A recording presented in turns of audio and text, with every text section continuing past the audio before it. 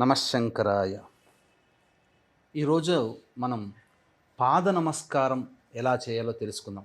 ఎందుకంటే వీక్షించేటువంటి ప్రేక్షకులు కూడా చాలామంది నమస్కారం చేసే పద్ధతిలో 100కి 98% మంది తప్పులు చేస్తున్నారు. ఎలా చేస్తున్నారు పాద నమస్కారము? పెద్దవాళ్ళ ఆశీర్వచనం అంటే ముత్తైదుల ఆశీర్వచనము, లేదా పెద్దవాళ్ళ ఆశీర్వచనము, పండితుల ఆశీర్వచనము, చదువు చెప్పిన గురువుల ఆశీర్వచనము, ఎవరి ఆశీర్వచనం తీసుకోవాలన్నా చాలామంది ఇలా నమస్కారాలు పెట్టి ఇలా కళ్ళకద్దుకుంటున్నారు. అందులో దోషం ఎక్కడ ఉంది అని అంటే, మన ఎడమ చెయ్యి వాళ్ళ కుడి కాలికి, మన కుడి చెయ్యి వాళ్ళ ఎడమ కాలికి తాకుతుంది. అంటే అపసవ్యంగా తీసుకుంటున్నాము.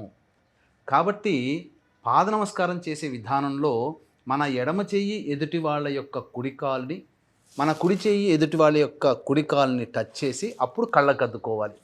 అయితే పీఠాధిపతులు, మఠాధిపతులు, సన్యాసులు, వేద పండితులు ఉన్నటువంటి వాళ్ళకి పాదాలు తాకి నమస్కారం చేయకూడదు. మిగతా వాళ్ళు, ఎందుకంటే ఉపాసనా పరులు వీళ్ళందరూ కూడా. కాబట్టి మిగతా వాళ్ళకందరికీ కూడా మనం ఈ యొక్క పాద నమస్కారాన్ని ఈ విధంగా చేసుకొని ఇలా కళ్ళకద్దుకోవాలి తప్ప డైరెక్ట్గా ఇలా పెట్టకూడదు. డైరెక్ట్గా మనం అనేక సీరియల్స్లో, సినిమాల్లో చూస్తున్నాం. డైరెక్ట్గా ఇలా 2 కాళ్ళకి ఎదురుగా 2 చేతులు ఆనిచి పెట్టడం వల్ల వాళ్ళ ఆశీర్వచన బలం మనకు లభించదు.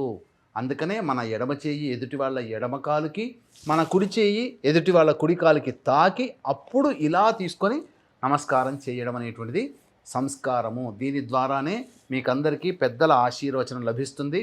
అలాగే ఆశీర్వచనం ఇచ్చేవాళ్ళు, ఆశీర్వచనం తీసుకునేవాళ్ళు ఎవరైనా కానీ తూర్పు పడమరల వైపే ఉండాలి తప్ప ఉత్తర దక్షిణం వైపు ఉండి తీసుకోకూడదు అని నియమము. ఇది ఎన్ని మినిట్స్?